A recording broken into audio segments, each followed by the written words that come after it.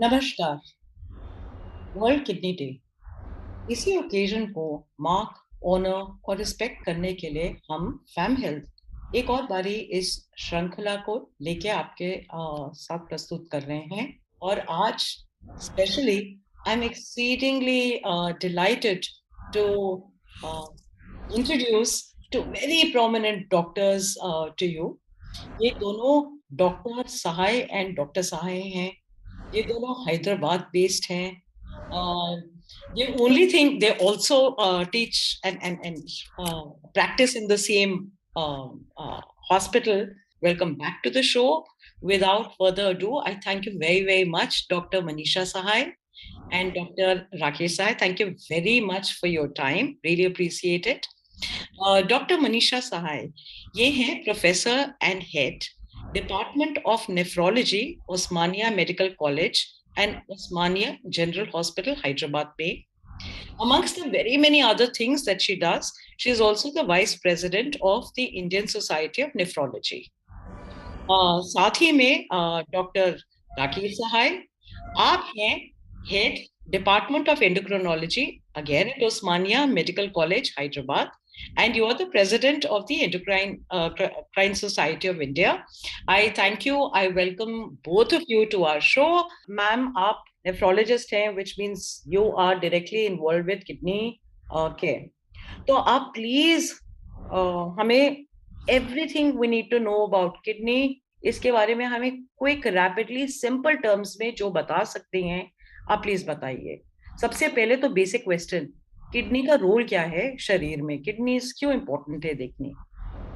तो आशा, आपने बहुत अच्छा क्वेश्चन पूछा है, क्योंकि मैं ये फील करती हूँ कि इंडिया में लोगों को किडनी के बारे में जानकारी नहीं है। सब लोग समझते हैं शुगर, उसके बारे में मालूम है, हार्ट प्रॉब्लम वो समझते हैं, बट किडनी बोलते हैं वो क्या चीज है, कहाँ रहती है, हमारी बॉडी में किधर रहती है।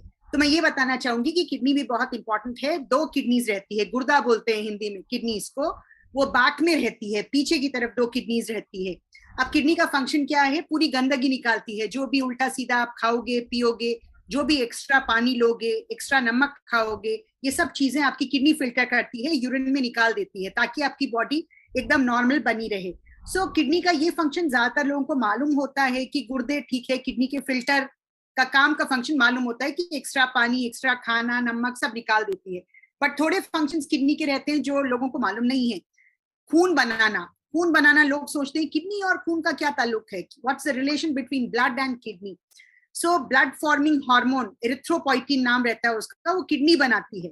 तो जो भी अपन खाना खाते हैं, जो भी उसमें आयरन होता है, वो आयरन को खून बनाने में ये एरिथ्रोपोइटिन हेल्प करता है। जैसे शुगर कंट्रोल के लिए इंसुलिन आपने सुना होगा हार्मोन, वैसे किडनी से ये एरिथ्रोपोइटिन हार्मोन बनता है, जो कि जितना भी आप आयरन खाते हो, विटामिन खाते हो, उसको ब्लड में कन्वर्ट करने के लिए हेल्प करता है। तो कई लोग पूछते हैं हम आयरन खा लेंगे हमारा खून बढ़ जाएगा। जनरली हाँ, लेकिन आपको किडनी प्रॉब्लम है तो आप कितना भी आयरन खा लो, आपका खून नहीं बढ़ेगा, क्योंकि किडनी से एरिथ्रोपोइटिन हार्मोन नहीं बन रहा है। सो ये किडनी का दूसरा फंक्शन है, खून बनाने में हेल्प करती है। तीसरा फंक्शन है विटामिन डी, किडनी में बनता है। विटामिन डी आपने सुना होगा कि धूप से मिलता है, सनलाइट से मिलता है, मिल्क से मिलता है, वो सही है। वो इनएक्टिव विटामिन डी रहता है, उसको एक्टिव करने के लिए अगेन किडनी में हार्मोन होता है, जो कि इनएक्टिव विटामिन डी को एक्टिव विटामिन डी में कन्वर्ट करता है। सो कई किडनी पेशेंट्स को हड्डियों के दर्द, फ्रैक्चर, पैर हाथ टेढ़े हो जाना, ये सब की शिकायत भी रहती है। बट ऐसे पेशेंट्स कभी सोचते नहीं है कि उनको किडनी की प्रॉब्लम है, वो यहाँ वहां घूमते रहते हैं, बोन स्पेशलिस्ट के पास जाते हैं, ऑर्थोपेडिक के पास जाते हैं, कई बार तो ऑपरेशन भी करा लेते हैं, जबकि मेन प्रॉब्लम किडनी के अंदर होती है। सो ये तीसरा इंपॉर्टेंट फंक्शन है। चौथा इंपॉर्टेंट फंक्शन है बीपी का कंट्रोल। सो अगर किडनी फेलियर है आपको तो बीपी बढ़ जाता है। जैसे हम लोग कई पेशेंट्स को देखते हैं, बीपी आम बीमारी है, 50-60 साल के बाद बीपी आना अलग है। अगर आपको छोटी उम्र में बीपी आ गया, 20 साल के हैं बीपी आ गया, तो वो 90% किडनी के फेलियर के वजह से होता है। सो बीपी का कंट्रोल करना भी किडनी का बहुत बड़ा फंक्शन है। तो ये चौथा इंपॉर्टेंट फंक्शन होता है किडनी का। सो ये और काफी छोटे छोटे फंक्शंस होते हैं, बट ये 4 मेन फंक्शंस होते हैं: गंदगी निकालना, खून प्रोड्यूस करना, ब्लड फॉर्मेशन, बोन्स की हेल्थ के लिए किडनी रिस्पॉन्सिबल है क्योंकि एक्टिव विटामिन डी बनाती है, और चौथा ब्लड प्रेशर कंट्रोल करती है। सो अगर आप बीपी मरीज हैं 20 साल की उम्र में, 30 साल की उम्र में, याद रखिए किडनी की जांच जरूर कराइएगा। ओके, इनफैक्ट आजकल heart problems in the younger lot काफी बढ़ रही हैं, बीपी बहुत ही एलिवेटेड लेवल्स पे है। सो ये तो एक और डायमेंशन आपने दी थी, तो हमने हार्ट पे बहुत प्रोग्राम्स किए हैं, बहुत शोज किए हैं, तो एक और डायमेंशन है कि किडनी का भी चेकअप जरूरी है। दैट्स व्हाट ये यू रूल है, रेकमेंड। ये रूल है, यही तो इंडिया में होता है कि बीपी आया, पेशेंट कार्डियोलॉजिस्ट के पास जाता है, हार्ट का चेकअप हो जाता है, ईसीजी होता है, 2D को होता है, बट किडनी के टेस्ट कई बार मिस हो जाते हैं। सो ये मैसेज है, मैंने क्या बोला, 90% of BP in young age is because of kidney. Old age BP may be because of other reason. So आप हार्ट जहां चेक करते हो, मैं मना नहीं कर रही, करिए, बट यूरिन टेस्ट और ब्लड टेस्ट, क्रियाटिनिन के लिए ब्लड टेस्ट, ये दो चीजें कराने में कितने पैसे खर्च होते हैं? 100 रुपए, 50 रुपए, ये जरूर कराना चाहिए, ये रूल है। और मुझे ये बोलते हुए बड़ा दुख होता है कि इंडिया में many patients come to us पूरी किडनी फेलियर के बाद, क्योंकि जब आप पूछते हो तो बताते हो 4-5 साल से बीपी था, हम बीपी की गोली खा रहे थे, तो हम पूछते हैं कभी किडनी का चेक किया? कभी नहीं कराया। यूरिन टेस्ट किया? कभी नहीं कराया। सो जो चीज अपन तभी उसको रोक सकते थे 4 साल के पहले, 5 साल के पहले, जब पहली बार बीपी आया था, जब भी किडनी का चेक किया होता, ट्रीटमेंट लिया होता, तो किडनी फेल नहीं हुआ होता था। तो ये चीज जरूर याद रखने की है, जहां छोटी उम्र में बीपी, कभी किडनी को मत भूलिए। ओके, तो आपने ये तो बता दिया हमें कि BP could be a sign and symptom for something wrong with the kidney. तो और क्या मुझे कैसे पता लगेगा कि मुझे किडनी चेक करानी चाहिए? As an of very course. Good. तो ये आपने आशा बहुत अच्छा क्वेश्चन पूछा है। तो दुनिया में, दुनिया भर के अलग दूसरे देशों में रूटीनली किडनी के चेक किए जाते हैं, चाहे आपको बीमारी हो चाहे नहीं हो, चाहे शुगर हो चाहे बीपी हो, या आप नॉर्मल हो। जैसे आप नॉर्मल हो तो भी आपका किडनी का चेक किया जाता है, साल में 2 साल में एक बार। उसमें क्या करते हैं? यूरिन का टेस्ट करते हैं खाली, यूरिन में कुछ प्रोटीन तो लीक नहीं हो रहा है। बीपी का चेक करते हैं आपका। आप 3 साल से बड़ी उम्र के हैं तो बीपी का चेक करना जरूरी है। क्या अपन कराते हैं इंडिया में? नहीं। आप डॉक्टर के पास खांसी के लिए जाते हो, किसी के लिए जाते हो, जनरली दवा दे दी जाती है, बट कई बार बीपी चेक नहीं होता है। सो बीपी का चेक भी हर डॉक्टर विजिट में कराना चाहिए, वो किडनी का चेक होता है। यूरिन का टेस्ट कराना चाहिए, वो हर आदमी को, हर इंसान को बाहर की कंट्रीज में करते हैं, बट इंडिया में एक 1.3 बिलियन पॉपुलेशन को सबको किडनी का चेक हर साल करना आसान नहीं है। सो इंडिया में थोड़े गाइडलाइंस हैं, जो पेशेंट्स को हाई रिस्क रहता है उनको करते हैं। अब आप बोलोगे हाई रिस्क क्या है? हाई रिस्क मतलब जो पेशेंट्स को शुगर है, जो पेशेंट्स को बीपी है, जो पेशेंट्स को किडनी स्टोन्स की बीमारी है, जो पेशेंट्स को घर में किसी फैमिली मेंबर को किडनी फेल हो चुका है, history of kidney problem family में है, जो patients long term pain killers लेते रहते हैं कई जॉइंट पेन्स के लिए, क्योंकि पेन किलर से भी किडनी इफेक्ट हो जाती है, जो पेशेंट्स को हार्ट प्रॉब्लम आती है, जो पेशेंट्स को पैरालिसिस की प्रॉब्लम आती है, जो पेशेंट्स को ऑटो इम्यून डिजीज एसएलई नाम की बीमारी रहती है, सो और जो पेशेंट्स को पैदाइश से एक किडनी रहती है। तो ये ऐसे ग्रुप ऑफ पेशेंट्स हैं, 7-8 ग्रुप ऑफ पेशेंट्स हैं, जिनमें हर साल किडनी का टेस्ट कराना चाहिए। किडनी का कोई बड़ा टेस्ट नहीं होता है, एक यूरिन टेस्ट कराओ, अपना बीपी चेक कराओ और ब्लड टेस्ट करा के क्रियाटिनिन मेजर करो, खत्म। तो हर साल ये टेस्ट किए जाने चाहिए। तो मैंने आपको 8 ग्रुप बताए हैं, जिसमें अगर आपको ये इनमें से कोई भी तकलीफ है तो आप जरूर कराइएगा। Sugar, BP, heart problem, family history, stones की हिस्ट्री, नहीं तो अगर आप पेन किलर्स ले रहे हो, या आप, कई लोगों को एक ही किडनी होती है पैदाइशी, तो ये लोगों को जरूर किडनी का टेस्ट साल में एक बार कराना चाहिए, जो इंडिया में नहीं होता unfortunately. Okay, this is nice to know. In fact I am delighted doctor Rakesh यहीं पे बैठे हैं। आपने शुगर की बीमारी यानी कि डायबिटीज के बारे में सबसे पहले मेंशन किया। May I now call upon you sir कि क्या हो क्या रहा है kidney related diabetes complication? Will come back to talking about kidney ma'am, but इसी जंक्चर पे I think we should talk a little more in depth. Doctor Rakesh. Thank you, Asha, for the question. Actually, if you see what is happening about diabetes, we are seeing that the number of people with diabetes is increasing all over the world. In our country, particularly, it's increasing at a more faster pace. So that today what we see is that we have more than 7 crore people with diabetes, 7 to 8 crore people with diabetes, or 70-80 million people with diabetes, we say. So that is the state of diabetes in our country. And one thing which is which Dr. Manisha has just highlighted is diabetes is one of the major causes for kidney disease. यानी कि most people, I mean, diabetes makes people get kidney disease more than, I mean, 20 times higher risk for developing kidney disease as compared to non-diabetics. And जब आप kidney disease की तरफ से देखते हैं तो you will see that most of the people with kidney disease have diabetes, at least 50-60% of them. So diabetes has become the largest cause, most important reason for kidney disease, and that's the reason why we need to check all people with diabetes. What we generally do is that every patient with diabetes should get a test of kidney disease, kidney test done right at the time when he is detected to have diabetes, he or she is detected to have diabetes, and every year, afterwards, every yearly we need to do this. So if we do this, we'll be able to pick up kidney disease in early stages, and as Dr. Manisha was saying, that when you're able to pick it up early, then you can actually prevent it from increasing, going to a more advanced stage, whereas many times it is picked up late, so there's not much you can do to prevent it at that तो stage. अगर मैं simple terms Hindi में ये बोलूं, आप कह रहे हैं कि अर्ली जितनी जल्दी आप डिटेक्ट कर सकते हो किडनी के टेस्ट वगैरह उतना बेटर है, उससे हम सेव कर सकते हैं kidney. Of course we coming back to you doctor Manisha on this note, but before that one quick सवाल है आपका आपके लिए, विच इज कि कितने डायबिटिक पेशेंट्स जो आप देख रहे हैं, एंड अगेन अंदाजन मोटा मोटी, right, what is the percentage of patients that you will see जिनको किडनी की प्रॉब्लम आपने अपने प्रैक्टिस में देखी है? तो 10 में से कितने या 100 में से कितने लोग? हाँ, अगर आप ये देख रहे हैं कि नॉर्मली मोटा मोटा कितने लोगों को डायबिटीज़ के मरीजों को देखते हैं, तो अबाउट 30%, 30 to 40%, मतलब 30 से 40% डायबिटिक्स को किसी न किसी स्टेज पे किडनी डिजीज़ होती है. मतलब कई लोगों को अर्ली स्टेज में होगा, उनको ये है कि आप प्रिवेंट कर सकते हैं, मतलब और आगे बढ़ने से रोक सकते हैं अगर डायबिटीज़ का कंट्रोल अच्छा होता है, ब्लड प्रेशर कंट्रोल पे गौर करते हैं, और ये सब करने से आप ये किडनी डिजीज़ को प्रिवेंट कर सकते हैं और आगे बढ़ने से. कई ऐसे होते हैं जो आगे मतलब काफ़ी एडवांस होने के बाद पता चलता है, तो उनको तो खैर अगर आप and stage kidney disease prevent नहीं कर सकते हैं तो उनको डायलिसिस पे जाना पड़ता है, जैसा doctor Manisha will be telling you more about that. So this is the approximately the way we find kidney disease in patients with diabetes. That sounds like a enormous number of people. Doctor Manisha, मैं आपसे ही पूछती हूँ, आपने बहुत सारी चीजें very nice information you gave अस.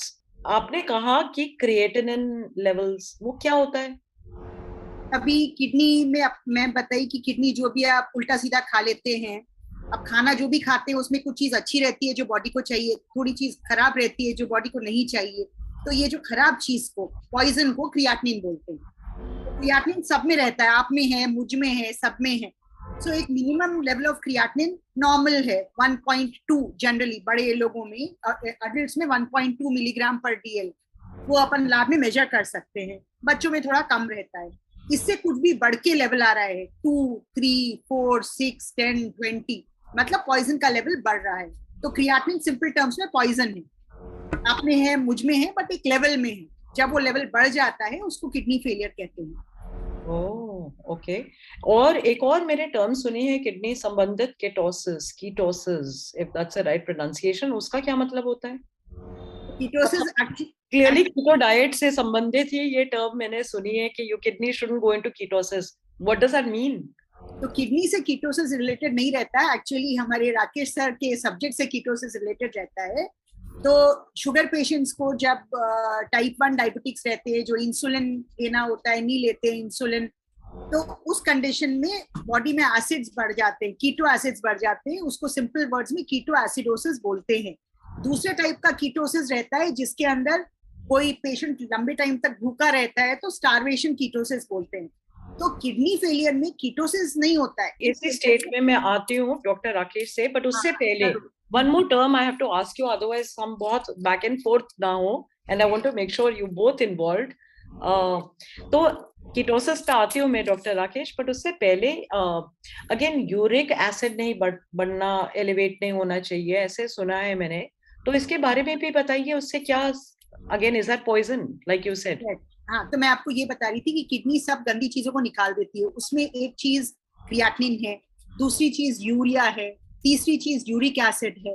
तो ये सारी चीजें हैं जो बॉडी को स्मॉल अमाउंट्स में चाहिए. लेकिन एक अमाउंट या एक लेवल से ज्यादा हो गया तो पॉइजन हो जाता है। कोई भी अच्छी चीज का हाई लेवल पॉइजन हो जाता है। तो जो भी एक्स्ट्रा खाते हैं सब किडनी निकालती है। अगर किडनी काम नहीं कर रही है, किडनी फेलियर हो रहा है, तो ये सब चीजें ब्लड में बढ़ जाती है। तो यूरिक एसिड एक तरह का पॉइजन है। अगर बहुत ज्यादा बॉडी में बढ़ गया तो किडनी स्टोन्स बन जाते हैं, यूरिक एसिड स्टोन्स बन जाते हैं, जॉइंट प्रॉब्लम्स शुरू हो जाते हैं। इसी तरह से फास्फोरस बोल के और एक सब्सटेंस है, वो भी अगर किडनी फेलियर में, फास्फोरस भी किडनी से निकलता है, किडनी फेल हो गई, फिल्टर नहीं कर रही, तो क्या होएगा, फास्फोरस लेवल भी बॉडी में बढ़ जाएगा। तो फास्फोरस भी एक तरह का पॉइजन है जो कि हार्ट को नुकसान पहुंचाता है। इसी तरह से पोटाशियम है, किडनी अगर काम नहीं करी, बॉडी में पोटाशियम बढ़ जाता है, तो पोटाशियम भी हार्ट को वीक कर देता है। तो समझने की बात यह है कि किडनी फेलियर में किडनी क्या है, बॉडी का फिल्टर है, जो भी गंदगी है साफ कर देती है। तो ये सारे जो सब्सटेंसेस हैं, मिनरल्स हैं, इलेक्ट्रोलाइट्स हैं, जो अपन खाने में खाते हैं, नॉर्मली एक लेवल तक ठीक है, लेकिन अगर किडनी काम नहीं कर रही है तो जितना भी एक्स्ट्रा लेवल बॉडी में एक्यूमुलेट हो जाता है, that acts as poison. So whether it's uric acid, whether it's potassium, whether it's phosphorus, whether it's urea, whether it's creatinine, whether it's acids.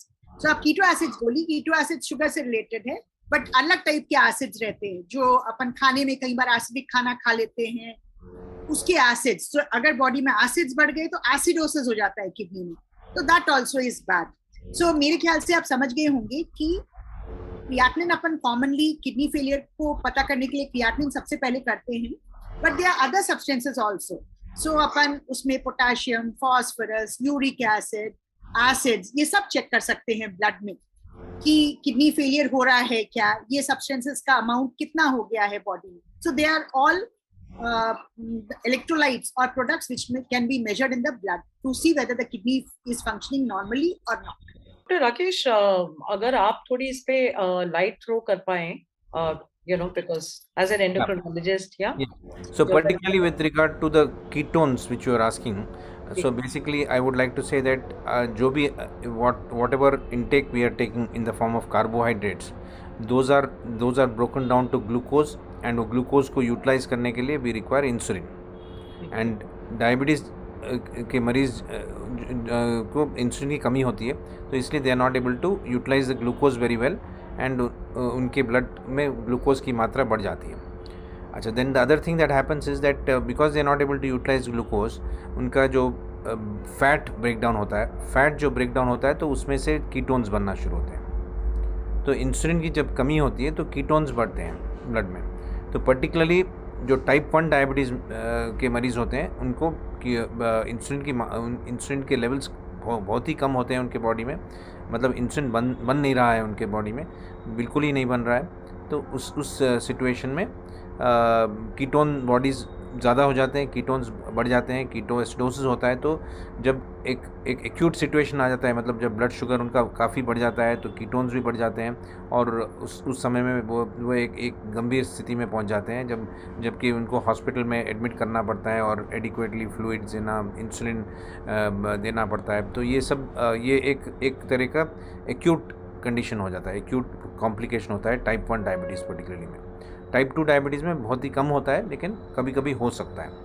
तो कीटोएसिडोसिस जो है वो ज़्यादातर डायबिटीज़ से रिलेटेड है, और डायबिटीज़ की कंट्रोल नहीं होने से रिलेटेड है, मतलब डायबिटीज़ पुअरली कंट्रोल रहने से कीटोएसिडोसिस हो सकता है। So is that the correlation between diabetes and kidney? इसी की वजह से क्या, is that the primary reason? No, that is not the primary reason. अब डायबिटीज़ से किडनी डिजीज़ इसलिए होता है कि डायबिटीज़ जब डायबिटीज़ जिसको होता है, उनको जो है ब्लड शुगर अगर नॉर्मल से बढ़ के रहता है, तो ये जो शुगर होता है वो कुछ ऑर्गन्स में, जैसा मतलब मसल में, लिवर में, ये सब इंसुलिन की ज़रूरत होती है कि उनको ग्लूकोज पिकअप करने के लिए और ग्लूकोज यूटिलाइज़ करने के लिए, मतलब इस्तेमाल करने के लिए। बट किडनी में यह है कि ग्लूकोज वैसे भी एंटर होते रहता है, मतलब इवन विदाउट इंसुलिन। तो डायबिटीज़ के मरीज़ जो होते हैं, जो पर्टिकुलरली कंट्रोल में नहीं रहते हैं, उनका ब्लड शुगर हाई है, और ये जो शुगर हाई है वो किडनी में जा रहा है, किडनी के सेल्स को जो है डैमेज कर रहा है, क्योंकि वहाँ पे कोई अलग टाइप ऑफ मेटाबॉलिज्म हो रहा है इंसुलिन की कमी में, और उस वजह से वो सेल्स को डैमेज कर रहा है। वहाँ पे ग्लोमेरुलस, मतलब किडनी में जो फिल्टर होता है, उसको डैमेज करना शुरू करता है। तो इसीलिए डायबिटीज़ की वजह से किडनी डिजीज होता है. Similar type of problem is happening in the eyes also and in the nerves also, in the peripheral nerves. So that's why people with diabetes who are not controlled can present with loss of their vision. They can have effect on their peripheral nerves, because of which they have tingling, मतलब झंझनी होती है, पैरों में झंझनी होना है, पैरों में सुनपन होना है, और जिसकी वजह से आगे चल के अल्सर्स हो सकते हैं और पैरों में घाव हो सकते हैं. And then they also have kidney disease, which doctor Manisha is very clearly told us that will manifest initially with only little rise in creatinine, that is telling us that the kidney function is coming down, and उसके साथ protein भी ज़्यादा जाने लगता है urine में. तो ये टेस्ट होते हैं इसीलिए कि आप क्रिएटिनिन को टेस्ट कर सकते हैं और प्रोटीन की मात्रा, यूरिन में प्रोटीन की मात्रा टेस्ट कर सकते हैं, पर्टिकुलरली एल्ब्यूमिन की मात्रा, जिससे आप जल्दी पहचान सकते हैं कि किसी को किडनी का प्रॉब्लम हो रहा है, और उसको आप आगे बढ़ने से रोक सकते हैं, डायबिटीज़ से कंट्रोल करने से, ब्लड प्रेशर का कंट्रोल करने से, और उसके अलावा डाइट में चेंजेस करने से, मतलब डाइट में जो प्रोटीन इंटेक है वो उसको रेगुलेट करने से, और सॉल्ट इंटेक कम करने से. ये सब करने से आप जो है किडनी का प्रॉब्लम बढ़ने से रोक सकते हैं. चलो, तो this is a great Q. Doctor Manisha ji, एक सवाल है बहुत सिंपल. आपने कहा कि जब पॉइजनस लेवल्स, मतलब ये पॉइजन है लिटरली, जहरीले हो सकती हैं ये सारी एक्सेस पदार्थ, तो अगर मैं बहुत सारा पानी पीऊं तो वो डाइल्यूट नहीं हो जाएगा मैम? हाँ, बहुत सारा पानी पियोगे तो डाइल्यूट हो जाएगा, लेकिन डाइल्यूट होके निकलना कहाँ से है? आप 4 लीटर पानी पी लोगे, 5 लीटर पानी पी लोगे, किडनी काम नहीं कर रहा है तो क्या होएगा? यूरिन आएगा ही नहीं. सो वो पानी भी जमा हो जाएगा बॉडी में, तो पानी खुद भी पॉइजन हो जाएगा. आपका फेस सोलन हो जाएगा, आपके लंग्स में पानी भर जाएगा. सो आप डाइल्यूट कर सकते हो, लेकिन डाइल्यूट करके गंदगी बाहर तो निकलनी है ना. आप बॉडी से गंदगी बाहर निकलेगी कहाँ से? आपने पानी पी लिया, 4 लीटर पानी पी लिया, डाइल्यूट कर लिया, पर यूरिन तो आया नहीं है. आपका वजन 4 लीटर बढ़ जाएगा, 4 किलो वजन बढ़ जाएगा. नेक्स्ट डे और 4 लीटर पानी पी लिया, 8 किलो वजन बढ़ जाएगा. ये सारा पानी क्या होएगा? पैर सूज जाएंगे आपके, पेट में पानी भर जाएगा, छाती में पानी भर जाएगा. तो जब तक आउटलेट नहीं है, बॉडी से गंदगी बाहर ही नहीं जा रही है, तो आप कितना भी पानी पी लोगे, सो उससे कुछ फर्क पड़ने वाला है नहीं. आपको दम चढ़ने लगेगा, ब्रीदिंग प्रॉब्लम होने लगेगा. सो काफी सारे किडनी पेशेंट्स को यूरिन आउटपुट कम हो जाता है, पॉइजन का लेवल बढ़ जाता है. फाइनली उनको डायलिसिस करके पॉइजन निकालना पड़ता है. तो खाली पानी पी लेना इज नॉट द सोल्यूशन. आप किडनी का क्या फंक्शन रहता है? एक्स्ट्रा वाटर भी तो किडनी ही निकालती है. तो आपकी किडनी शट डाउन हो गई है, यूरिन ही नहीं आ रहा है. नॉर्मल आदमी को कम से कम 500 ml, आधा लीटर यूरिन रोज आना चाहिए. आपने 2 लीटर पानी पिया, 2 लीटर यूरिन तो आना चाहिए, 2-2.5 लीटर यूरिन तो आना चाहिए. आप पानी पी रहे हो, यूरिन ही नहीं आ रहा है, तो गंदगी कहाँ है? बॉडी में जमा ही हो रही है, वाटर भी जमा हो जा रहा है. In fact water becomes a poison for kidney patients. अगर यूरिन ही नहीं आ रहा है तो वाटर बॉडी में भर जाता है, निकल नहीं पाता है. और वाटर कहाँ भरता है? आपके लंग्स में भर जाता है, आपके फेस में. कई बार आंखें भी नहीं खुलती, पूरा चेहरा सूज जाता है, पैरों पे सूजन आ जाती है. तो वाटर भी पॉइजन हो जाता है. तो कोई भी चीज अगर बॉडी में सही मात्रा में नहीं रहे, पॉइजन हो जाती है. इवन वाटर, जो कि एक्चुअली लाइफ गिविंग सब्सटेंस है. सो हर चीज बैलेंस में रहनी चाहिए. जितना आप पियो उतना किडनी निकालना चाहिए. किडनी काम नहीं करता है तो सब चीज बॉडी में बढ़ जाता है. तो खाली पानी पी लेने से आपका बॉडी में बैलेंस नहीं होगा. Just as extension to this, she was speaking about the extreme situation where the kidneys are not functioning. Now what happens in a normal person? अगर normal person है, normal kidney function है, if he drinks too much water, is it good? So many people advocate drinking 5 to 10 liters of water and all that. That is actually putting the kidneys to strain. You are making the kidneys work more to bring out that water. The water is brought out by the kidneys. So I think that is also not very good. Every day a normal person requires about 1.5 to 2 liters of water, 1.5 to 2 liters of fluid, and maybe a little more also if it is taken till up to about 3 to 4 liters, it is good. But beyond that, it can actually put the kidneys to extra strain. Okay, that's nice to know. In fact, यही तो controversy है कि कितना पानी पीना चाहिए. Doctor Manisha, कितना पानी आप तो डॉक्टर राकेश ने तो बताया. So what do you recommend? Rakesh correctly बोल रहे हैं. Generally 3 litres 4 litres max. किन्हीं को स्टोन्स रहते हैं, किडनी स्टोन्स रहते हैं, तो उनको पानी ज्यादा पीने के लिए बोलते हैं. 3 liters is absolutely enough. 3 liter पानी per day is fine. 5 litre 10 litre पीना is not required. 3 liters is fine. Max 3 liters is okay. तो मैम आपने कहा है कि रेगुलर चेक स्क्रीनिंग कर लेनी चाहिए at least once a year to make sure that आपके सारे ये जो पॉइजनस सब्सटेंस है you know all your markers ये कंट्रोल में है और ये अंडर इन रेंज में है.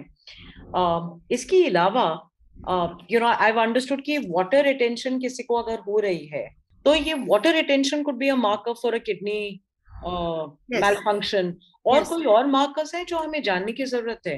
ना तो थोड़े तो आप खुद सभी लॉजिकली बता सकते हैं कि कई लोगों को यूरिन कम हो जाता है, बंदी हो जाता है, दूसरी चीज स्वेलिंग आ जाती है, सूज जाते हैं. कई लोगों को यूरिन आते रहता है, बहुत ज्यादा यूरिन आता है, रात में 4-4 बार उठ के यूरिन करने जाते हैं, वो भी ठीक नहीं है. जनरली सोने के बाद एक बार उठे तो सही है, 4-4 5-5 बार उठ के जा रहे हैं, बहुत ज्यादा डाइल्यूट यूरिन आते जा रहे हैं, वो भी ठीक नहीं है. तो कम यूरिन आना, बहुत ज्यादा यूरिन आना, पैरों में सूजन आ जाना, ये कॉमनली अपन समझ जाते हैं कि किडनी से रिलेटेड है.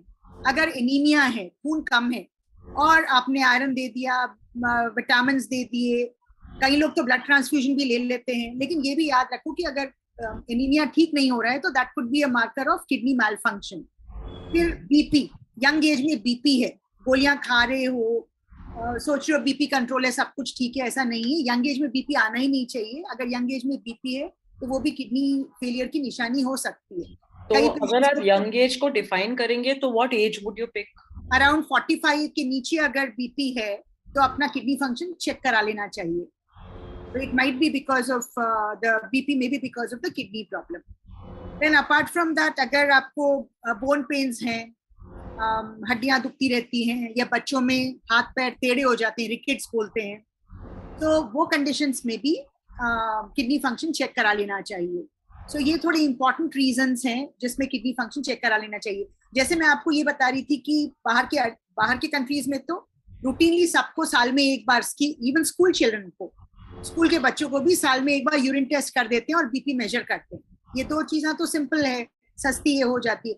अगर आप यहाँ इंडिया में इतना ज्यादा पॉपुलेशन है, अगर अपन न भी कर पाए सबको, एटलीस्ट ये जो मैं कंडीशंस बता रही हूँ, जहाँ यूरिन बहुत आ रहा है, नहीं तो नहीं आ रहा है, नहीं तो अगर एनीमिया है, नहीं तो बीपी बढ़ा हुआ है, या हड्डियों का दर्द हो रहा है, सूजन आ रही है, और कई लोगों को क्या होता है, ये क्रिएटिनिन बढ़ जाने से भूख लगनी बंद हो जाती है, वीकनेस होती है, टायर्ड रहते हैं, हमेशा थके हुए रहते हैं, और कुछ भी खाना देख के उल्टी आती है, भूख नहीं लगती है. तो ये सब चीजें हैं, तो किडनी फंक्शन जरूर चेक करा लेना चाहिए. किडनी फंक्शन मतलब आप यूरिन टेस्ट कराओ, एक क्रिएटिनिन, सारी का सारा टेस्ट कराने जरूरत नहीं है, क्रिएटिनिन का टेस्ट करा लो और अपना बीपी चेक करा लो. So you have to get 3 test done, urine test, blood test for creatinine, जिससे you can calculate the percentage of kidney function, which is called GFR, and third is get your blood pressure checked. How difficult it is? Very simple. So these 3 are enough. अगर कुछ इसमें problem आया, you can go for other tests. So ये message अगर इतना ही सब कुछ follow करें लोग, तो I would think that the purpose of whole this seminar is served. बाकी डिटेल में, yes, uric acid, यूरिया, परवाह नहीं है, people don't understand that, it's fine. But इतना तो समझना है कि अगर बीपी पेशेंट हो, सूजन आ रहा है, पेशाब बहुत ज्यादा आ रहा है या नहीं आ रहा है, या थके थके लग रही हो, हड्डियों में दर्द हो रहा है, सो साल में एक बार जाके अपना किडनी फंक्शन चेक करा लो, यूरिन टेस्ट, ब्लड टेस्ट और बीपी, उसमें कोई बड़ी बात नहीं है. इतना कर लिया, so 80% problems we'll be able to avoid. Blood test to be added, at least routine blood sugar or HbA1c. Yeah. Between the two of you, हमें बहुत अच्छी information मिल रही है. Thank you so much both of you again. Ma'am, again basic question आपके लिए. हमारे पास 2 kidneys हैं. एक चले जाए तो मतलब people survive ना with 1 kidney. Yes. So, what is the advantage? Yeah. So भगवान ने अपने को प्रोटेक्टिव मैकेनिज्म दे दिया है, 2 किडनीज दे दी हैं. एक ही किडनी लाइफ के लिए इनफ होती है. कई लोगों को पैदाइशी 1 किडनी रहती है. Some people are born with a single kidney and they are absolutely normal, कोई प्रॉब्लम नहीं होता है.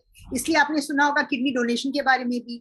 कई बार किडनी फेलियर हो गया तो अब दूसरे लोग डोनेट करते हैं, किडनी डोनेट करते हैं. That is possible because patients can survive, people can survive with 1 kidney also, but that kidney should be normal. So अगर एक किडनी पूरी तरह से ठीक है तो you can survive with 1 kidney, you can have a normal life. Second kidney is a reserve, a protection. अब इसमें दो चीजें हैं, एक तो किसी को पैदाइशी किडनी नहीं है, एक किडनी है ही नहीं, they are born with one kidney. So generally एक कंडीशंस में दैट किडनी जो है वो नॉर्मल रहती है. अब दूसरा सिचुएशन ये है, कई लोगों को किडनी रहती है, बर्थ पे 2 किडनीज रहती है, बट बाद में इंफेक्शन की वजह से एक किडनी खराब हो जाती है और निकाल देनी पड़ती है. तो ये कंडीशन में थोड़ा अपन ध्यान रखना चाहिए कि दूसरी किडनी में भी वही इंफेक्शन ना हो जाए और उसको भी कुछ डैमेज ना हो जाए. तो ये दो सिचुएशंस में थोड़ा फर्क है. जिसको पैदाइशी एक ही किडनी है, बनी ही नहीं है, that kidney is normal, problem नहीं रहता. कई लोगों को 2 किडनीज बर्थ पे रहती है, बाद में एक खराब हो जाती है. तो वी शुड बी केयरफुल कि दूसरी किडनी का फंक्शन बीच बीच में चेक करते रहना, वेदर इट्स ओके और नॉट ओके. तो जाहिर है मैम कि अगर किडनीज इतना इम्पोर्टेंट, आपने जो 4 फंक्शंस बताए थे, plus of course minor role of the kidney, तो अगर एक पे आप सर्वाइव कर रहे हैं, then you have to be even more careful कि आपके लेवल्स वगैरह, मतलब काफी डूज एंड डोंट्स होंगे, काफी रिस्ट्रिक्शन होंगे. तो अगर आप हमारे उन व्यूअर्स को बता सकें जो एक किडनी पे अभी सर्वाइव कर रहे हैं, उनके रफली what are the dos and don'ts? कि जो एक किडनी पे सर्वाइव कर रहे हैं या जिनको 2 किडनीज है, dos and don'ts are similar for both. ठीक है, तो एक किडनी को बचाने के लिए भी जो करना है, 2 किडनीज को बचाने के लिए भी वही करना है. खाली ये है कि अगर एक किडनी है तो हम कॉन्टैक्ट स्पोर्ट्स मत खेलो बोलते हैं, मतलब पेट पे बॉल आके लग गया, क्रिकेट बॉल आके लग गया, डायरेक्ट कॉन्टैक्ट स्पोर्ट्स जरा मत खेलो, क्योंकि एक ही किडनी है, गई तो प्रॉब्लम होएगा. That's what we tell. But kabaddi तो बिल्कुल भी नहीं. हाँ, so dos and don'ts are similar. और डूज एंड डोंट्स बहुत सिंपल हैं. जो भी हेल्दी लाइफस्टाइल के प्रिंसिपल्स हैं, वही किडनी को बचाने के लिए भी प्रिंसिपल्स हैं. इनफैक्ट सारी डिजीजेस मैनकाइंड की, चाहे हार्ट की हो, चाहे शुगर हो, चाहे किडनी हो, चाहे ब्रेन की हो, some of the measures are same. That's what is called lifestyle measures, जो कि अपन कभी ध्यान ही नहीं देते हैं. We concentrate more on medicines, कि medicine खा लेंगे पूरे ठीक हो जाएंगे. But first important thing is lifestyle measures. Lifestyle measures का क्या मतलब है? Healthy diet and exercise, जो अपन यहाँ से सुनते हैं और यहाँ से निकालते हैं, यहाँ रहता नहीं है. Lifestyle measures आपको भी करनी चाहिए, मुझे भी करनी चाहिए, पढ़ाने वाले को भी करने चाहिए, डॉक्टर को भी करनी चाहिए और पेशेंट्स को भी करनी चाहिए. और वो कुछ खास डिफिकल्ट नहीं है. लाइफस्टाइल मेजर्स में क्या है कि अच्छा खाना. अच्छा खाने का क्या मतलब है? नमक खाओ. कितना खाना? आधा चम्मच पर डे. अगर आप बीपी पेशेंट हो, अगर बीपी नहीं है तो 1 चम्मच पर डे, 1 सपाट चम्मच, फ्लैट टीस्पून. अभी आप कहीं भी देख लो, कहीं बाहर भी जाओ, इंडियंस क्या करते हैं, अगर फॉरेन मीटिंग्स में गए तो एक टेबल के अराउंड इंडियंस रह के ये करते रहते हैं, नमक का लेके. क्योंकि बाहर वाले लोग सब नमक कम खाते हैं, इंडियन डाइट में नमक ज्यादा है. अपन रोज 2 चम्मच नमक खाते हैं, मतलब 10 ग्राम नमक. कितना खाना चाहिए? 1 चम्मच, 5 ग्राम नमक. तो 1 सपाट चम्मच 5 ग्राम. बीपी है तो आधा चम्मच. तो फर्स्ट चीज नमक, विच इज वेरी इंपॉर्टेंट. अब लोग बोलते हैं कि मैडम नमक तो कम कर दिया, हम रॉक सॉल्ट खा रहे हैं, हम सेंधा नमक खा रहे हैं, जाने कौन कौन सा नमक खा रहे हैं. कोई भी नमक नमक है. और आधा चम्मच फॉर बीपी पेशेंट्स, 1 सपाट चम्मच, छोटा चम्मच, चाय का चम्मच, नॉट बड़ा चम्मच, फॉर नॉर्मल पेशेंट्स. तो ये नमक का याद रखो. सेकेंड चीज बहुत इंपॉर्टेंट है कि तेल कम खाना चाहिए, आधा लीटर पर मंथ पर पर्सन. तो आपकी फैमिली में अगर 10 जने हैं तो कितना तेल खाना चाहिए महीने को? 5 लीटर, हाफ लीटर पर पर्सन पर मंथ. इंडिया में क्या है, कितना तेल खाते हैं? कम ही खाते हैं मैडम. कौन सा खाते हैं? कम मतलब मैडम 10 लोग हैं घर में, 15 लीटर एक tin. This is the common answer. So all of us eat more than 1 liter per person per month. ये कम करना है, आधा litre per person per month. चाहे आप खाओ, चाहे राइस ब्रान खाओ या कोई भी खाओ, आधा लीटर. Quantity is important. तीसरी चीज कार्बोहाइड्रेट्स अपन थोड़ा कम करना चाहिए. मतलब वाइट कार्बोहाइड्रेट्स, मतलब वाइट ब्रेड, मैदा, ये सब चीजें जिनको रिफाइंड कार्बोहाइड्रेट्स बोलते हैं, वो कम करना चाहिए. अपनी बैलेंस प्लेट रहनी चाहिए, जिसमें आधा प्लेट शुड बी सैलेड्स, एक 1/4 plate should be carbohydrates and 1/4 plate should be proteins. India में कैसा रहता है, हाफ प्लेट इज कार्बोहाइड्रेट, या तो रोटी चावल, इतनी सी सब्जी, इतनी सी दाल. That should change. It should be a balance plate, आधा शुड बी सैलेड्स. सो ये खाने में ये छोटी छोटी चीजें करनी है. पानी जैसे बताया 2-3 लीटर पर डे, वो इम्पोर्टेंट है. साथ में उसके क्या करना है, वॉकिंग. रोज आधा घंटा वॉक कर लो. जिम, स्विमिंग, बड़ी बड़ी एक्सरसाइजेस आपकी मर्जी, बट कम से कम जितना रेगुलरली आप वर्शिप करते हो, चर्च जाते हो, पूजा करते हो, आधा घंटा walking per day is mandatory. और सोना, स्लीप, 6 से 7 घंटे स्लीप पर डे. तो इतनी चीजें तो कर सकते हैं अपन. स्मोकिंग बंद और अल्कोहल मिनिमल. सो ये चीजें आप सब कर सकते हैं. साथ में नॉनवेज डाइट कम, प्रोटीन खाओ, नॉनवेज बंद कर दो. नॉनवेज खाना है तो lean meat, but otherwise plant protein is better. और अपना शुगर कंट्रोल रखो, बीपी कंट्रोल रखो, थोड़ा मेडिटेशन करो. I think that's the rule जो सबको लागू होता है. तो this is lifestyle measures. So I think she has actually comprehensively covered about all the dietary aspects. So what we are saying is that अब एडिशनली अगर आपको शुगर की बीमारी है तो आप अवॉइड करिए, मतलब कार्बोहाइड्रेट इंटेक कम करिए, पर्टिकुलरली रिफाइंड शुगर्स, यानी कि जो शुगर जो आप खा रहे हैं और यानी तो जो स्वीट्स में यूज़ कर रहे हैं, this is all refined sugar. So you have to avoid that. Take more of complex carbohydrates, that is in the form of other the starch and other things that are there, the cereals that have particularly when you're looking at matlab rice mein jo hai there is less fiber. Wheat and other cereals may have little more fiber, so they are little better than rice. And particularly if you're using polished rice, that is having a higher glycemic index, matlab yani ki usi same amount of carbohydrate अगर आप दो ले रहे हैं, मतलब जैसे rice ले रहे हैं या वीट ले रहे हैं, and if you taking particularly polished rice, that is causing higher rise in blood sugar as compare to when you're looking at wheat or other millets or other types of cereals. So these are the things that you have to keep in mind, apart from what Dr. Manisha has very nicely covered everything, all the other things. I know very beautifully. एक statement में सब कुछ state कर दिया. Ma'am and sir, एक बहुत important सवाल है जो हमारे व्यूअर्स ने हमें पूछा है. You know, for as long as we been working on the TV platform, कि एक पेशेंट, एंड सिंस हम खाने की बात कर रहे हैं तो उसी को लेके बढ़ने के बारे में it make sense. Ma'am, kidney patients जिनका या जिस वो लोग जिनका elevated levels of uric acids, urea है, उनको क्या खाना चाहिए? Because you know a lot of people have said कि डायबिटीज डाइट और किडनी डाइट बहुत अलग अलग हैं, and to come to a certain platform is very difficult, so is a challenge. So first, if sir, with your permission, I'll ask Dr. Manisha to answer, and then we'll come to you to say कि आप बताइए अगर मैं diabetic हूँ तो मैं क्या. So actually क्या है कि broad principle same ही है और simple ही है. तो जनरली जैसा जो मैं डाइट अभी बोली थी जो नॉर्मल आदमी के लिए है, किडनी फेलियर पेशेंट्स के लिए भी जनरली वही अप्लाई करता है with small modifications. Small modifications क्या है? जैसा नमक का जो मैं बोली वो सेम है, कार्बोहाइड्रेट्स का जो मैं बताई सेम है. थोड़ा किडनी पेशेंट्स में पोटाशियम लेवल्स बढ़ जाते हैं और पोटाशियम फ्रूट्स में होता है, तो जूसेस हम लोग मना करते हैं. किडनी पेशेंट्स को जूसेस लेने के लिए मना करते हैं. जिनको किडनी फेल हो गई है उनको जूसेस मना करते हैं. नारियल पानी, कोकोनट वाटर पीने से मना करते हैं. नॉनवेज अवॉइड करने के लिए बोलते हैं, जैसा रेड मीट एंड ऑल, वो अवॉइड करने के लिए बोलते हैं. बाकी नमक, तेल, सलाद वो सब खा सकते हैं वो.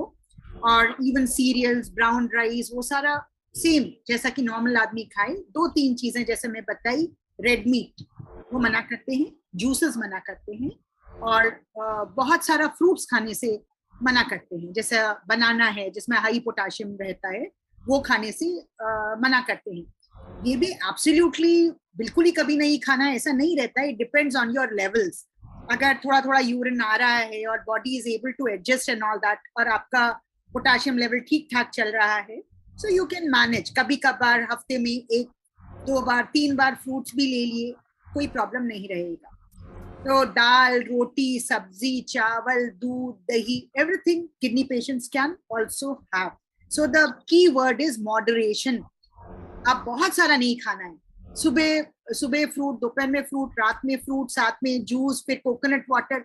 ये अपन नॉर्मली भी इतना नहीं लेते हैं. किडनी पेशेंट्स को ये मना किया जाता है कि don't take too many things together. Fruit लिया, कभी आधा फ्रूट लिया, it's okay. Yeah, the two important things is probably, I think, the salt intake has to be reduced and protein intake has to be reduced. Protein कम करना है, तो protein में particularly the non-vegetarian protein has to be completely stopped. Why is it that people say कि leafy vegetables भी नहीं खानी चाहिए और हाँ, तो वही मैं बताती हूँ. राजमा, चना नहीं खाना चाहिए, तो उसका क्या? तो ये कॉन्सेप्ट गलत है, क्योंकि किडनी पेशेंट्स में क्या है, किडनी पेशेंट्स में लो प्रोटीन डाइट लेना चाहिए। लो प्रोटीन का मतलब नो प्रोटीन नहीं है। सो क्या होता है कि हाई प्रोटीन डाइट का मतलब है जनरली नॉन वेज डाइट। जैसे आप बहुत सारा रेड मीट खा रहे हो, रोज चिकन खा रहे हो, तो वो हाई प्रोटीन डाइट नहीं लेना है। इसलिए एनिमल प्रोटीन बंद कर दो। इंडिया में जो डाइट है, जो अपन लेते हैं, दाल, बीन्स, राजमा, ये सारा आप कितना भी खा लो, you are still on low protein diet only. It's not a high protein diet. तो इंडिया, वेस्टर्न कंट्रीज में अपन इंसिस्ट करते हैं कि प्रोटीन कम करो, because most of the western country people are on non veg diet. India में non veg मतलब हफ्ते में एक बार खाते हैं। We don't eat meat and all regularly. So India में ये बहुत कॉमन कंसेप्शन, मतलब मिसकंसेप्शन है कि किडनी फेलियर होते ही सारा प्रोटीन बंद कर देते हैं। वो ठीक नहीं है। आपको नो प्रोटीन नहीं करना है। किडनी पेशेंट को, जैसा आप नॉर्मल आदमी, अगर आपका 60 kg वेट है, अगर आप नॉर्मल हो, किडनी पेशेंट नहीं हो, तो 60 ग्राम प्रोटीन डेली चाहिए। जितना आपका वेट है उतना ग्राम प्रोटीन चाहिए। किडनी पेशेंट को कितना चाहिए, उसका रफली थोड़ा सा 75%, मतलब 60 ग्राम के बजाय 40 ग्राम तो खाना है किडनी पेशेंट को भी, किडनी फेलियर पेशेंट को भी। और आपका एक कटोरा दाल, ये सब 10 ग्राम से ज्यादा नहीं होता है, 10 ग्राम 12 ग्राम। तो आप एक कटोरा दाल दोपहर में, एक कटोरा रात में, या कभी राजमा, कभी बीन्स खाओगे, कोई प्रॉब्लम नहीं है, आराम से खाओ। तो नो प्रोटीन नहीं करना है, लो प्रोटीन करना है। अब आप मटन लोगे, चिकन लोगे, तो उसमें प्रोटीन कंटेंट फिर बढ़ जाता है। सो किडनी फेलियर पेशेंट्स को, जैसा मैं वैसे भी बोली, नॉर्मल पर्सन को भी go for plant proteins rather than animal protein, so you are safe. कभी कभार वेज नॉन वेज लेना चाहते हो, it's okay, but kidney patients जितना नॉन वेज अवॉइड करें, इट्स बेटर। लेना है तो फिश ले सकते हैं, fish protein is okay for. Oh, that's very reassuring to hear, because ये बहुत ही ज्यादा सवाल हमें आ रहे हैं. And what about tomatoes? Yeah, so that is another thing. वो आप green vegetables का भी पूछे थे, tomatoes का भी पूछे थे. So actually green vegetables में again potassium रहता है, पर अब ग्रीन वेजिटेबल अगर आप लिमिट में खा रहे हो, जैसा व्हाट वी जनरली एडवाइज की वैरायटी लो। एक दिन ग्रीन वेजिटेबल, एक दिन you can take something carrot, you can take cucumber, have a variety in your diet, all different colours in your diet, that is fine. अगर आप अब सुबह शाम रात डेली मंडे से लेकर सैटरडे ग्रीन वेजिटेबल्स खा रहे हो, तो पोटेशियम लेवल बढ़ सकता है। अदरवाइज हफ्ते में एक बार 2 बार green vegetables are all right. Tomatoes का भी वही है कि जनरली किडनी स्टोन्स बन जाते हैं। पेशेंट्स के दिमाग में रहता है कि पालक ज्यादा खाने से या टोमेटो ज्यादा खाने से, पालक में ऑक्सलेट रहता है जिससे स्टोन्स बनते हैं, टोमेटोज में भी ऑक्सलेट रहता है जिससे स्टोन्स बन सकते हैं। बट अगर आप मॉडरेशन में ले रहे हो, पानी वानी अच्छा पी रहे हो, तो इतना प्रॉब्लम नहीं रहता है। सो ऐसा नहीं है कि kidney failure is a death sentence and stop eating everything, ऐसा नहीं है। हफ्ते में 2 या 3 बार green vegetables are fine. Tomatoes भी आप 2-3 बार ले रहे हो, it's all right, not a problem. Indian diet में आधे करीज में तो टोमेटो डालते हैं, so that's okay, it's not a problem. और कई बार क्या होता है कि अगर पेशेंट का पोटेशियम बढ़ा हुआ है और फिर भी आप ग्रीन वेजिटेबल्स लेना चाह रहे हो, सो ये सारे वेजिटेबल्स को आप पानी में सोक करके रख दो, थोड़ा कुनकुने पानी में, लिटिल बिट वार्म वाटर में सोक करके रख दो, आधा घंटा 1 घंटा। उसके बाद पानी फेंक के बना लो, कुक कर लो, पोटेशियम पानी में निकल जाता है। So you can still have the green vegetables without having that extra potassium which is present in the green vegetables.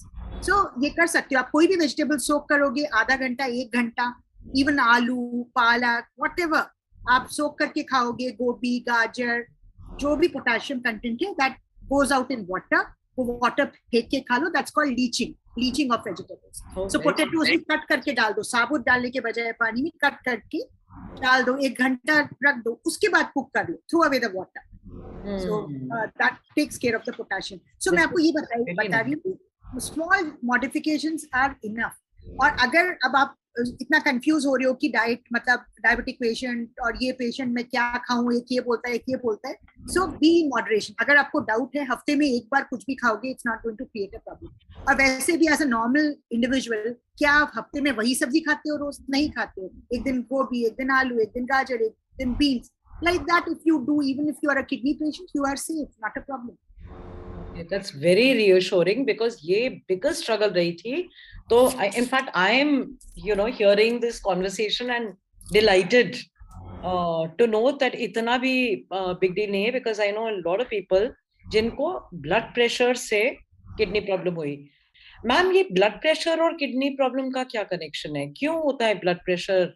तो ब्लड प्रेशर हाई होने का क्या मतलब होता है कि अपनी बॉडी में पाइप्स हैं जिसमें ब्लड सर्कुलेट हो रहा है। सो अगर ब्लड प्रेशर बढ़ा हुआ है तो वो पाइप्स पे प्रेशर पड़ता है, पाइप्स के वॉल पे प्रेशर पड़ता है। किडनी में भी पाइप्स ही हैं, फिल्टर पाइप्स हैं, आर्टरी, वेन, ग्लोमेरुलाई, सब फिल्टर पाइप्स हैं। सो ज्यादा प्रेशर से अगर पानी जा रहा है पाइप्स में तो पाइप्स बर्स्ट हो जाते हैं। सिमिलर वे में अगर बॉडी में ब्लड का प्रेशर ज्यादा है तो ये पाइप्स की वॉल्स पे हाई प्रेशर की वजह से पाइप्स की वॉल्स डैमेज हो जाती हैं। उसी की वजह से किडनी के अंदर जो पाइप्स हैं, बहुत छोटे छोटे पाइप्स रहते हैं, उसमें डैमेज हो जाती है। इसकी वजह से हाई ब्लड प्रेशर से किडनी डैमेज हो जाता है। हाई ब्लड प्रेशर से सारे ऑर्गन्स इफेक्ट होते हैं। ब्रेन की ब्लड वेसल्स पे प्रेशर पड़ने से कई बार वो पाइप बर्स्ट हो जाता है तो ब्रेन हेमरेज हो जाता है, ब्लीडिंग हो जाती है। इसी तरह से अगर कहीं भी बॉडी में पाइप बर्स्ट हो गए तो ब्लीडिंग हो जाएगा। वैसे ही किडनी के अंदर अगर ब्लड प्रेशर बढ़ा हुआ है तो किडनी के पाइप्स डैमेज हो जाते हैं, और ये डैमेज हो जाने से किडनी में प्रोटीन लीक होना शुरू हो जाता है और वो प्रोटीन यूरिन में आने लगता है। फिर बाद में क्रियाटिन बढ़ने लगता है क्योंकि किडनी के पाइप्स डैमेज हो गए।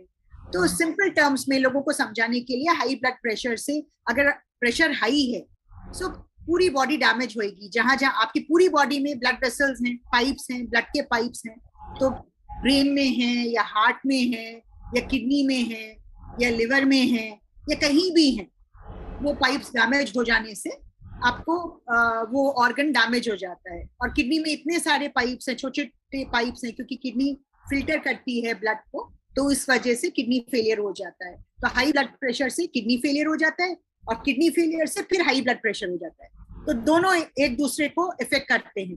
अब आप पूछोगे कि किडनी फेलियर से हाई ब्लड प्रेशर क्यों हो जाता है? क्योंकि किडनी फेलियर में सॉल्ट रिटेंशन हो जाता है, नमक बाहर नहीं जाता, जितना आप एक्स्ट्रा खा लोगे वो भी बॉडी में रह जाएगा।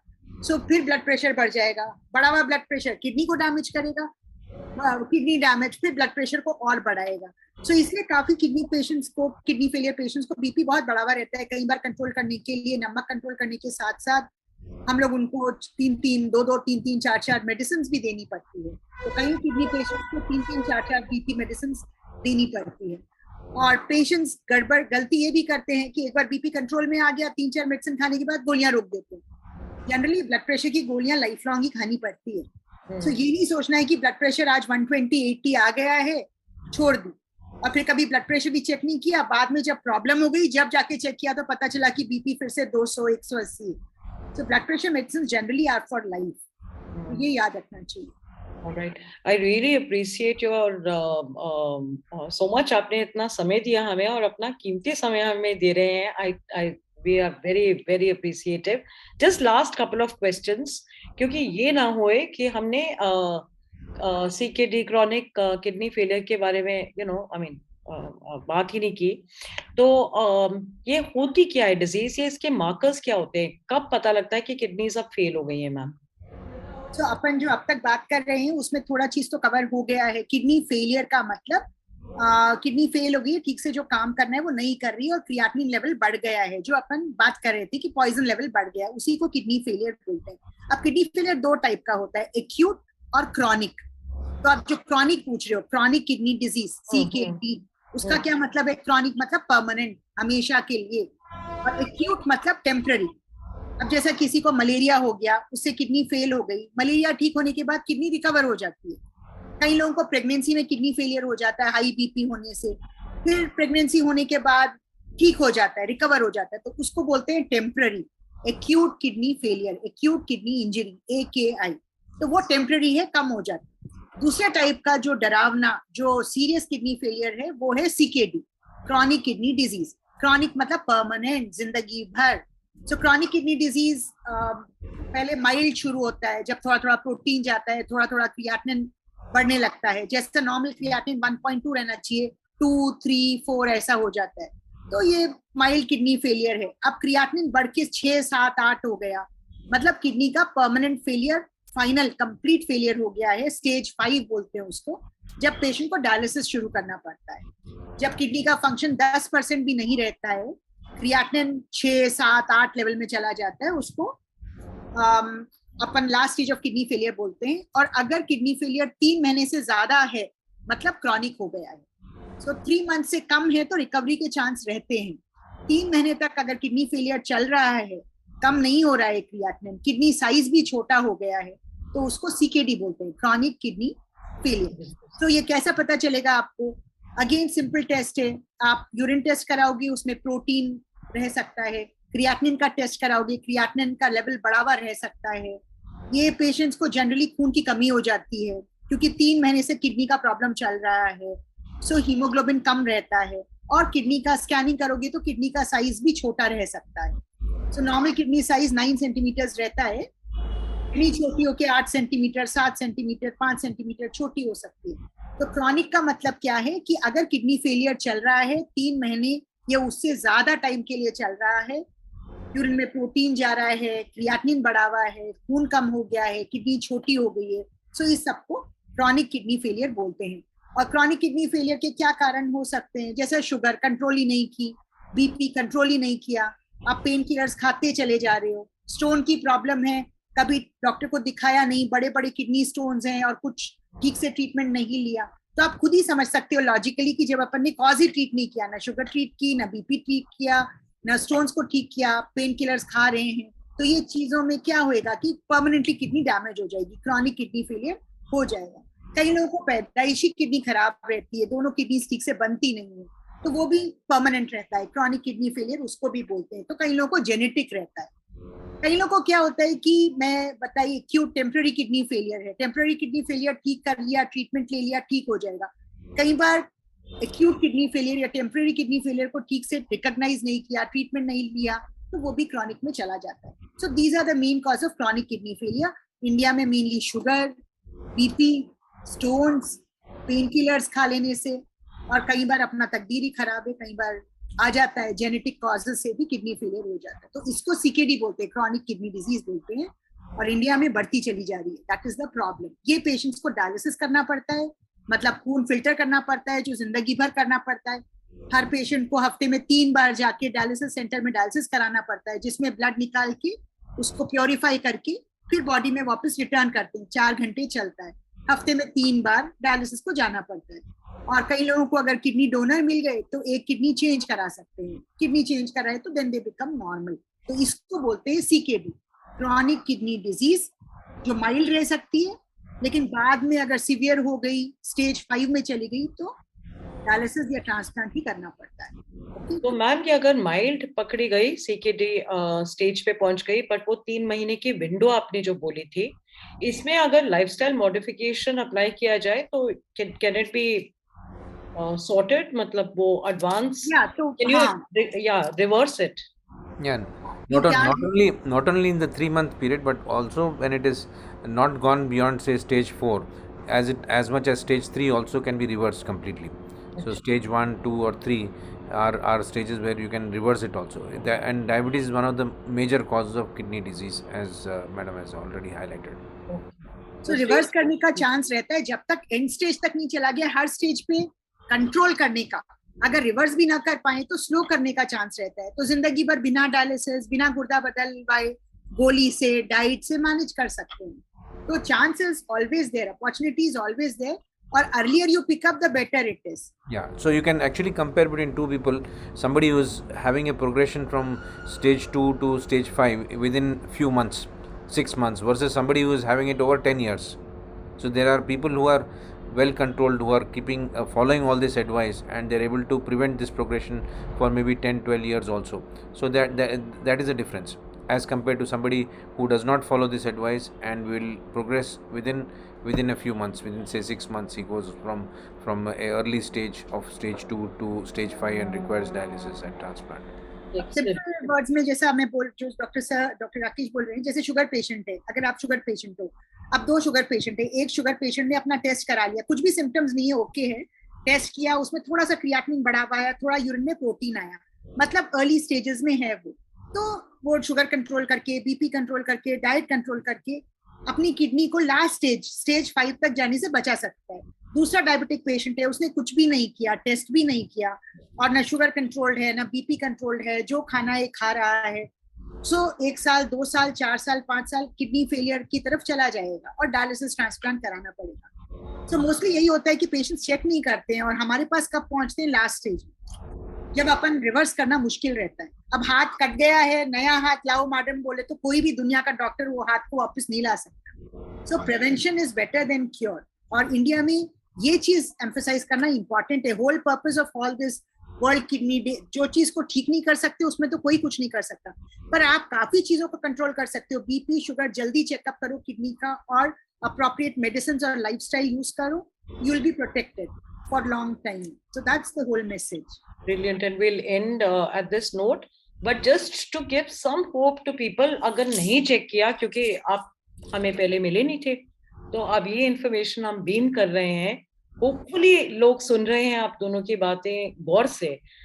बट सपोज मैं डायलिसिस पे, ये आई प्रॉमिस यू ये आखिरी सवाल, अगर मैं खुदाना कर चाहे तो अगर मैं कुछ डायलिसिस अंडरगो करनी है और शुरू करनी है, what are my chances of survival?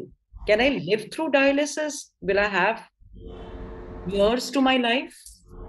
तो वेरी गुड क्वेश्चन अगेन। जो अब जैसे मैं बताइए, अपन ने सब कुछ किया, अनफॉर्चुनेटली किडनी फेल हो गई, स्टेज 5 में आ गए। अब स्टेज 5 में आ गए तो रिवर्स तो नहीं होता, बट इट डजंट मीन कि जिंदगी खत्म हो गई है। You should learn to live with dialysis, treat dialysis as your friend not an enemy. क्योंकि अब जैसा किडनी काम ही नहीं कर रही है, डायलिसिस शुरू करना है, तो कई लोग डायलिसिस से इतना डर जाते हैं कि शुरू ही नहीं करते और अपनी जान गंवा देते हैं। सो वो करेक्ट नहीं है। डायलिसिस पे आप आराम से रह सकते हो। डायलिसिस टाइमली, जब भी आपको डॉक्टर बताए कि किडनी परमानेंट फेल हो गई है, कम नहीं हो सकता, छोटी हो गई है, तो डायलिसिस के लिए शुरू कर लीजिए। डायलिसिस की पेनफुल प्रोसीजर नहीं है। आपको हफ्ते में 3 बार डायलिसिस को जाना पड़ता है, 4 घंटे डायलिसिस होता है। बाकी टाइम नॉर्मल रह सकते हो, शॉपिंग को जाओ, पिक्चर जाओ, खाना खाओ, सब कुछ करो। ऐसा सोचो कि डायलिसिस के लिए जाना है, कराना है, वापस आना है। इतने सारे पेशेंट्स हैं जो 10 साल 20 साल 30 साल 40 साल डायलिसिस पे सरवाइव कर रहे हैं। लोगों का ये मिसकंसेप्शन रहता है कि डायलिसिस स्टार्ट किया तो आदत पड़ जाएगी। डायलिसिस स्टार्ट करने की, आदत करने की बात नहीं है। डायलिसिस क्या है? फिल्टर, जो काम किडनी नहीं कर रही है। आपकी किडनी 24 घंटे काम करती है जिंदगी भर। सो डायलिसिस भी आर्टिफिशियल किडनी है, जो आपकी किडनी काम नहीं कर रही है, आप जाके किडनी का काम डायलिसिस पे करा के वापस घर आ रहे हो। फिर 2 दिन के बाद फिर जाओ, फिर क्लीन करा के आ जाओ, फिर जाओ, फिर क्लीन करा के आ जाओ। तो आपको डायलिसिस के लिए परमानेंटली जाना पड़ता है, जाओ, बट अदरवाइज अपनी नॉर्मल लाइफ जियो, खाना खाओ, एंजॉय करो, फ्रेंड्स के साथ रहो, कोई प्रॉब्लम नहीं है। तो डायलिसिस पे लंबी जिंदगी भी पॉसिबल है। डायलिसिस 2 टाइप का होता है, एक तो हॉस्पिटल में जाके कराते हैं जिसको ब्लड डायलिसिस बोलते हैं, दूसरा घर पे भी कर सकते हैं, उसको पेरिटोनियल डायलिसिस बोलते हैं, जो पेट से किया जाता है, पेट में पाइप लगा के, जो पेशेंट खुद ही कर सकता है, पेनफुल भी नहीं होता, बच्चे भी कर लेते हैं, 3 साल 4 साल के बच्चे। ऐसे कितने सारे बच्चे हैं जो हमारे फॉलोअप में जो आते हैं डायलिसिस पे, स्कूल जाते हैं, पढ़ते हैं, सब कुछ करते हैं। सो डायलिसिस के बारे में काफी सब मिसकॉन्सेप्शंस हैं। डायलिसिस अननेसेसरी नहीं किया जाना चाहिए कि क्रिएटिनिन कम में आपने शुरू कर दिया, बट जब डॉक्टर बोल रहा है, जब लास्ट स्टेज में चले गए तो डायलिसिस कराओ, डायलिसिस पे सर्वाइवल पॉसिबल है। और जो यंग पेशेंट्स हैं जिनको किडनी डोनेशन का चांस है, मदर्स दे सकते हैं, फादर्स दे सकते हैं, भाई बहन कोई देने को तैयार हैं। और आजकल तो डेड बॉडी एक्सीडेंट केसेस से भी किडनी डालते हैं इंडिया में। तो इंडिया में 10-15 हजार ट्रांसप्लांट्स एवरी ईयर होते हैं किडनी पेशेंट्स को। ट्रांसप्लांट के बाद भी नॉर्मल लाइफ पॉसिबल है, शादी पॉसिबल है, बच्चे पॉसिबल है, everything is possible. So kidney failure is not the end. You should learn, first of all, try to avoid kidney failure. But unfortunately, if you end up with kidney failure, remember there is life after kidney failure. So हर चीज का solution possible है। Okay, जाते जाते Covid and kidney, उस पे तो हमने बात ही नहीं की है। तो कोविड का क्या इम्पैक्ट है, क्या स्टडीज हैं? कोविड तो सब कुछ होके जा रहा है, तो what's the relationship between COVID and kidney? It's too important a question for me not to ask you. अच्छा, जरूर। सो कोविड तो सब चीज को इफेक्ट कर रहा है, तो किडनी भी अछूती नहीं है कोविड से। कोविड ने किडनी को भी इफेक्ट किया है। सो कोविड के बाद कई बार किडनी फेलियर हो जाता है। कोविड पेशेंट्स को कई बार हॉस्पिटलाइज करना पड़ता है, बीपी अप एंड डाउन होता है। सो कोविड किडनी को भी इफेक्ट करता है। अराउंड 20% केसेस में किडनी का क्रिएटिनिन बढ़ जाता है। जनरली वो परमानेंट नहीं रहता है। पेशेंट इंप्रूव हो गया, हॉस्पिटल से डिस्चार्ज हो गया, तो जनरली सेटल हो जाता है। दूसरी चीज, कई बार कोविड की वजह से यूरिन में प्रोटीन भी आने लगता है, तो वो प्रोटीन के लिए फिर दवाइयां देनी पड़ती है। जैसे कोई कोविड भी इन्फेक्शन है, जैसे कोई भी वायरल इन्फेक्शन है, बैक्टीरियल इन्फेक्शन है, फंगल इन्फेक्शन है, किडनी को अफेक्ट करते हैं, जिसमें यूरिन में प्रोटीन आने लगता है।